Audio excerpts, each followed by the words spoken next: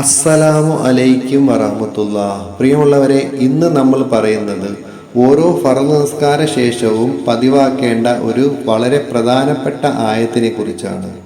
ഒരു വ്യക്തി ഓരോ ഫർദ് നിസ്കാര ശേഷവും ഈ ആയത്ത് 7 തവണ വീതം പതിവാക്കിയാൽ 7 അത്ഭുത ഗുണങ്ങൾ അവന് ലഭിക്കുമെന്ന് മഹാന്മാർ പറഞ്ഞിട്ടുണ്ട്.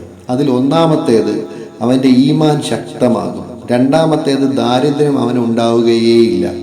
മൂന്നാമത്തേത് എല്ലാവരും അവനെ അംഗീകരിക്കും, പരിഹസിക്കുന്നവർ പോലും അവനെ അംഗീകരിക്കും. നാലാമത്തേത് ഏത് കാര്യത്തിന് അവൻ ഇറങ്ങിത്തിരിച്ചാലും അവന് വിജയം ഉറപ്പാണ്. അഞ്ചാമത്തേത് കടങ്ങൾ എത്രയാണെങ്കിലും അള്ളാഹു വീട്ടിൽ കൊടുക്കും.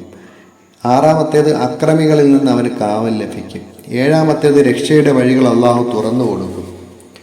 ഒരാൾ സുബൈ നിസ്കാരം കഴിഞ്ഞ് ഈ ആയത്ത് ഓതിയാൽ അന്ന് മഗ്‌രിബ് വരെ അവന് മരണം ഉണ്ടാവുകയില്ല. മഗ്‌രിബ് നിസ്കാരം കഴിഞ്ഞാണ് അവൻ അത് ഓതുന്നതെങ്കിൽ സുബഹി വരെ മരണം ഉണ്ടാവുകയില്ല. അത്രയ്ക്ക് മഹത്വമുള്ള ഒരു ആയത്താണ്. ദീർഘായുസ് കിട്ടുന്ന ആയത്ത് കൂടിയാണിത്.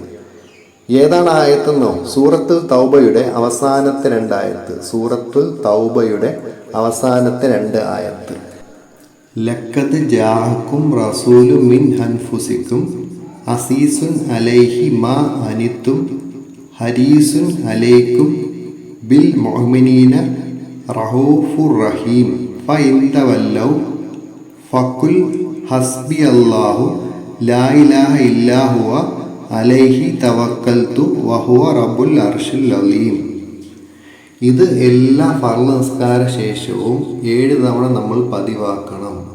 നമുക്ക് 7 അത്ഭുത ഗുണങ്ങൾ ഇതുകൊണ്ട് ലഭിക്കും. അള്ളാഹു പതിവാക്കാൻ തൗഫീഖ് തരുമാറാകട്ടെ. ആമീൻ.